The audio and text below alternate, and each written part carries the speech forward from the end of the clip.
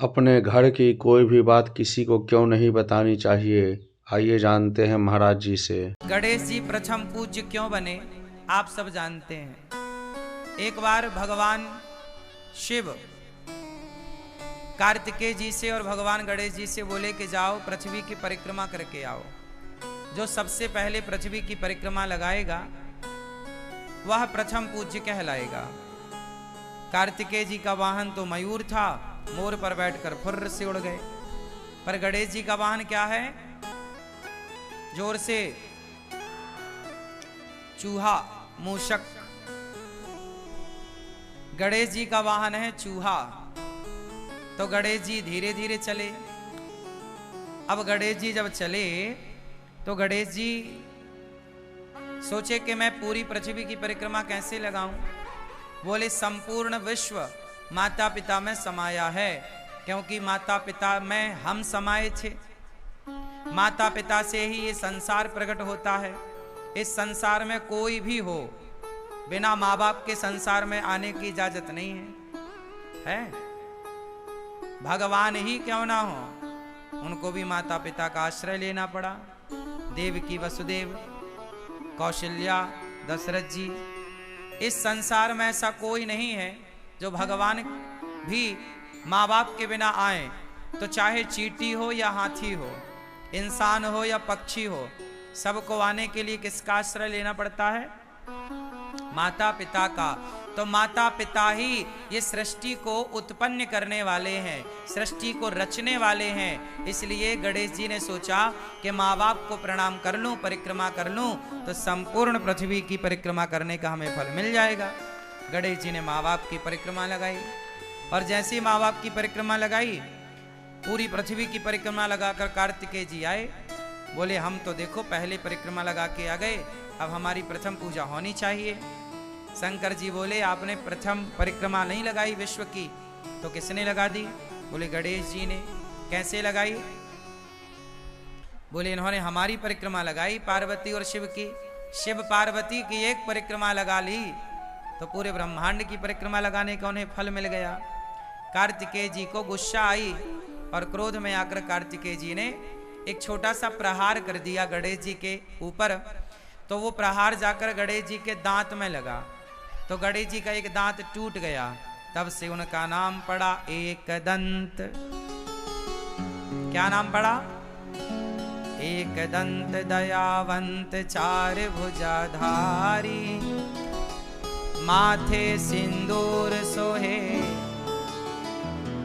तो गणेश जी का नाम एकदंत। तो कार्तिकेय जी और गणेश जी के बीच में जो शर्त लगी, तो गणेश जी जीत गए। तो गणेश जी ने माँ बाप की परिक्रमा की, तब से गणेश जी प्रथम पूज्य हो गए कि गणेश जी जैसी बुद्धि किसी के पास नहीं है। इसलिए गणेश जी बुद्धि के अधिष्ठात्र बन गए, बुद्धि के देवता बन गए। गणेश जी किसके देवता हैं? जोर से। गणेश जी बुद्धि के देवता हैं। जिसे बुद्धि चाहिए वो गणेश जी के पास जाए। गणेश जी बुद्धि के परम देवता हैं। अच्छा, गणेश जी का वाहन है चूहा। अब जरा यहां ध्यान से सुनिएगा। हमारे वेदों पुराणों ने, हमारी ऋषि मुनियों ने कितनी बढ़िया व्यवस्था की है। समझदार को इशारा काफी, ये सुना है ना आप लोगों ने। आप सब समझदार हैं, इसलिए हमें सारी करते चलेंगे। देखो, गणेश जी बुद्धि है और गणेश जी का वाहन क्या है? चूहा। चूहा किसका प्रतीक है? चूहा किसका प्रतीक है? तर्क का। कुतरता रहता ना, कुछ भी मिल जाएगा, चूहा कुतर देगा। चूहा तर्क का प्रतीक है। किसका प्रतीक है? तर्क। चूहा है तर्क और गणेश जी हैं बुद्धि। तो गणेश जी किसके ऊपर सवार हैं? बुद्धि के ऊपर। गणेश जी किसके ऊपर सवार हैं? तर्क के ऊपर। बुद्धिमान वही हो सकता है जो तर्क पर सवार हो। तर्कमय बुद्धि श्रेष्ठ है। जो विद्वान होगा वह तर्क जरूर करेगा, तार्किक होगा। तर्क शास्त्र पढ़ते हैं ना हम लोग, तर्क शास्त्र है। तो बुद्धिमान व्यक्ति, देखो एक बच्चा होता है ना, बहुत सारे सवाल करता है। माँ भगवान है तो दिखाई क्यों नहीं पड़ते? माँ गणेश जी की सूंड लंबी क्यों है? माँ गणेश जी के कान बड़े बड़े क्यों हैं? ऐसा बच्चा पूछता है ना आपसे। तो ये बच्चा जो पूछ रहा है उसके पूछने को ही तर्क कहते हैं। वो तर्क करता है। जैसे तर्क है, गणेश जी के कान बड़े क्यों हैं, ये तर्क है। ये क्या है? ये मैं इनसे प्रश्न कर रहा हूं, मतलब मैं इनसे तर्क कर रहा हूं, यही है तर्क। गणेश जी के कान बड़े बड़े क्यों हैं, ये क्या है? बोलो बोलो, क्या है ये? तर्क है। क्या है ये? तर्क। अच्छा, तर्क कौन कर सकता है?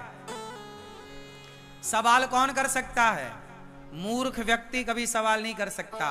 पढ़ा लिखा बुद्धिमान ही सवाल कर सकता है। सवाल करने वाला तार्किक है, मतलब पढ़ा लिखा है। छोटे छोटे बच्चे बहुत सारे सवाल करते हैं, क्योंकि उनके अंदर, वो अभी पढ़े लिखे तो नहीं है, पर उनकी जिज्ञासा है, तर्क है। तो तर्क कौन कर सकता है? बुद्धिमान व्यक्ति। एक बच्चा वो होता है जो अपने टीचर से बहुत सारे सवाल करता है। सर जी समझ में नहीं आया, ऐसा क्यों हुआ? ये ऐसा है तो ऐसा क्यों हुआ? वैसा है तो वैसा क्यों? जो बच्चा बहुत सारे सवाल करता है मतलब वो बुद्धिमान होगा। और जो बच्चा मास्टर से कुछ नहीं पूछता वो एक नंबर का बुद्धू होगा। बात सही है कि गलत है? जो ज्यादा सवाल करेगा वो कौन होगा? जोर से, बुद्धिमान। तो गणेश जी किस पर बैठे हैं? तर्क पर। गणेश जी बुद्धि हैं और सवार तर्क पर हैं। बुद्धिमान हमेशा तर्क करता है। ये गणेश जी का चूहे पर बैठने के पीछे का साइंस है, विज्ञान है। गणेश जी के कान बड़े बड़े होने के पीछे का विज्ञान बताओ आप। गणेश जी के कान बड़े बड़े क्यों हैं? ना बताओगे? गुस्सा हो क्या? गणेश जी के कान बड़े हैं इसलिए आपको मैसेज दे रहे हैं कि भैया ज्यादा से ज्यादा सुनो, ज्यादा से ज्यादा सुनो। ज्यादा, यदि आप ज्यादा सुनने लग जाएंगे अपने माता की, पिता की, सास की, ससुर की, पति की, पत्नी की, तो आप कभी झगड़े में उलझेंगे ही नहीं। जो ज्यादा सुनता है वो झगड़े में नहीं उलझता। जो कम सुनने वाले होते हैं, बोले मैं आपकी क्यों सुनूं, जो कहते हैं मैं आपकी क्यों सुनूं, वो झगड़ा जरूर करेगा। और जो सुन लेता है, सुन लो ना, माँ की, पिता की, पत्नी की, पति की, सुन लो। गणेश जी के कान, गणेश जी के कान, तो बताओ गणेश जी के कान बड़े क्यों हैं? आपको ज्यादा से ज्यादा सुनना है। आप लोग कम सुनते हो ना, इसलिए झगड़ा होता है। पर गणेश जी क्या मैसेज दे रहे हैं? ज्यादा सुनो। अच्छा, गणेश जी का मुंह दिखाई पड़ता है आपको? क्यों? गणेश जी के दर्शन करके बताओ, गणेश जी का मुंह दिख रहा है? हाँ या ना? हाँ या ना? हाँ या ना? जोर से। गणेश जी का मुंह नहीं दिख रहा है। गणेश जी के मुंह अंदर है, सूंड ऊपर है। सूंड दिख रही है, मुंह दिख नहीं रहा है। मुंह भीतर की तरफ होता है। गणेश जी के कान बड़े हैं और मुंह अंदर है, मतलब दिख नहीं रहा है। मतलब गणेश जी का मैसेज है कि मुंह को छिपा के रखो, मतलब बोलो कम, सुनो ज्यादा। कान बड़े रखो, मुंह को छिपा के रखो, बोलना। जो लोग कम बोलते हैं वो सुखी होते हैं। जो दिन भर बोलते हैं, ज्यादा बोलते हैं, बकवास करते हैं, वो किसी ना किसी उलझन में उलझते ही उलझते हैं। सही है? सारा झगड़ा कहां से होता है? मुंह से। महाभारत कहां से हुआ? द्रौपदी के मुंह से धोखे से निकल गया कि अंधों के अंधे होते हैं, दुर्योधन के लिए। अवश्य निकल गया, दुर्योधन ने बात पकड़ ली और फिर दुर्योधन ने बोला इसके कपड़े उतार दो। तो महाभारत धनुष बाण से तो बाद में हुआ, पहले कहां से हुआ? मुंह से ही हुआ। तुमने कहा कि अंधा है, अंधों के अंधे होते हैं, द्रौपदी ने कहा। तो दुर्योधन बोला मैं बदला लूंगा, इसने मुझे अंधा कहा, मैं इसके कपड़े उतारूंगा। भरी सभा में द्रौपदी को नग्न करने के लिए, निर्वस्त्र करने के लिए दुशासन पकड़ के ले आया और भरी सभा में द्रौपदी को निर्वस्त्र करने का प्रयास किया। अब आप समझो कि सारा झगड़ा कहां से हुआ? बोलो, मुंह से हुआ। इसलिए कहता हूं गणेश जी की तरह मुंह को छिपा के रखो, मतलब कम बोलो, कानों को थोड़ा बड़ा करो ताकि ज्यादा से ज्यादा आपको सुनने का अभ्यास हो। ज्यादा सुनो, कम बोलो। चलो, गणेश जी का पेट बड़ा है, बताओ क्यों? आप बताओ, गणेश जी का पेट बड़ा क्यों है? बताओ मेरी माँ। ज्यादा खाते हैं? नहीं, गणेश जी ज्यादा नहीं खाते। गणेश जी एकदम फिट हैं, पर पेट बड़ा के पीछे एक मैसेज है। गणेश जी का पेट बड़ा इसलिए है, समाज को समझाना चाहते हैं कि भैया परिवार की बातों को पेट में ही रखा करो, पचा लिया करो, परिवार की बातों को बाहर ना उगला करो। आप लोग जरा घर में झंझट होती है ना तो जाके पड़ोसन के घर रो लेती हो, सास ने ऐसा कह दिया, फलाने ने ऐसा कह दिया। आपके पेट में कुछ भी ठहरता नहीं है, सब उगल देती हो या उगल देते हो। इससे क्या होता है? संत जन कहते हैं, अपने, एक दोहा बोल रहा हूं, फिर आप अर्थ बोलना, हमें उसका अर्थ नहीं आता, आप लोगों से जानेंगे आज। अपने अपने घरन का दुख ना कहियो रोई, सुन इठले हैं लोग सब, बांट न ले हैं कोई। अपने अपने घरन का दुख ना कहियो रोई, सुन इठले हैं लोग सब, बांट न ले हैं खोए। आप सब अपने घर का दुख किसी से मत कहो, क्योंकि दुनिया सुनती है आपके संग रो रो कर, और आपका दुख रो रो कर दुनिया सुन लेगी। आपके जाने के बाद हंस हंस कर लोग बताते हैं कि देखो इसके घर ऐसा हो गया, इसका पति ऐसा है, इसकी पत्नी ऐसी है, इसका परिवार ऐसा है, इसका बेटा ऐसा है। इसलिए अपने घर की बातें कभी कितना भी अपना हो मत बताओ, पचाओ। इसलिए गणेश जी का पेट बड़ा, कुछ बातें पेट में, हर चीज बताने की नहीं। समझ में आई क्या? बोलो हाँ कि ना। बैठ जाओ अब मेरी माँ अच्छे से। अच्छा, गणेश जी खाते क्या हैं ज्यादा? जोर से क्या? लड़ुअन को भोग लगे। काय का भोग लगे? गणेश जी लड्डू खाते हैं, और हम भारत के लोग भी लड्डू खाते हैं। हम सनातनी लोग ना लड्डू ज्यादा खाते हैं।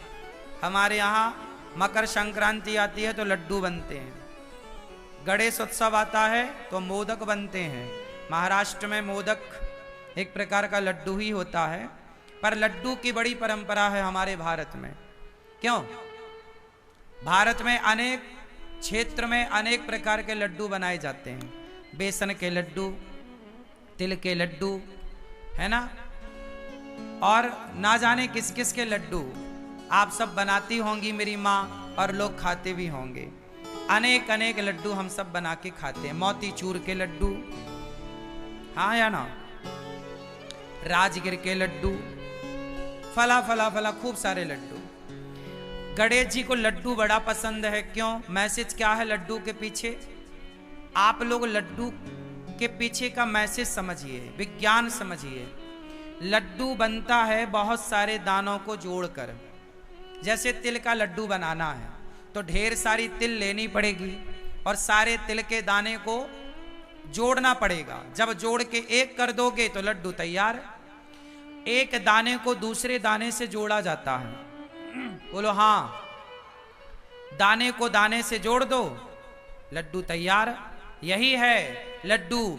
कि जैसे एक दाने को दूसरे दाने से अनेक दानों को जोड़कर एक कर दिया जाए, उसी प्रकार परिवार में 10 लोग हो या 20 लोग हो, गांव में 50 लोग हो या 1000 लोग हो, लड्डू की तरह संगठित होना चाहिए।